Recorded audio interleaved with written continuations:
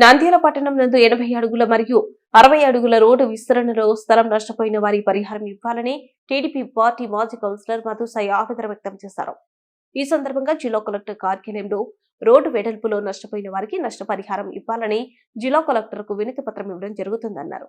ఈ సందర్భంగా మాజీ కౌన్సిలర్ మధుసాయి మాట్లాడుతూ జిల్లా కలెక్టర్ ఎంతో మందికి న్యాయం చేస్తున్నారని, వారు మాకు కూడా న్యాయం చేస్తారనే ఉద్దేశంతో కలెక్టర్కు ఫిర్యాదు చేయడంతో జరుగుతుందని, నంద్యాల పట్టణంలో 80 అడుగుల రోడ్డు విస్తరణ జరిగే నేటికి 8 సంవత్సరాలు పూర్తయినవి.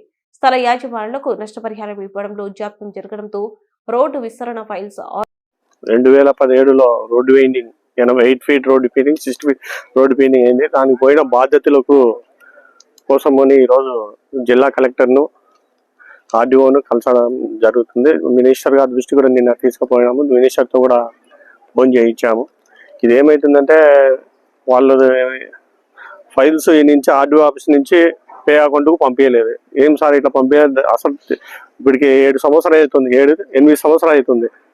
ఈ రోజు కూడా ఇంకా ఫైల్స్ పెండింగ్ ఉన్నాయి. అంటే గవర్నమెంట్ చేంజ్ కావడము ఇట్లా కొంత దీనివల్ల ఏమైందంటే మేము హైకోర్టుకు పోయినాం. హైకోర్టులో కూడా తీర్పు క్లియర్ అయింది. హైకోర్టు నుంచి కూడా మొత్తం పే చేయండి అని చెప్పి కూడా ఆర్డర్స్ వచ్చాయి. అయినా కానీ ఈ రోజు వరకు ఆర్డీఓ ఆఫీస్లో ఇంకా ఫైల్స్ మొరుగుతున్నాయి. దానికో ఆ ఫైల్స్ కోసమనే మళ్ళీ ఒకసారి మినిస్టర్ గారితో ఫోన్ చేయించి ఈరోజు కలెక్టర్ గారిని కలవడానికి పంపించారు.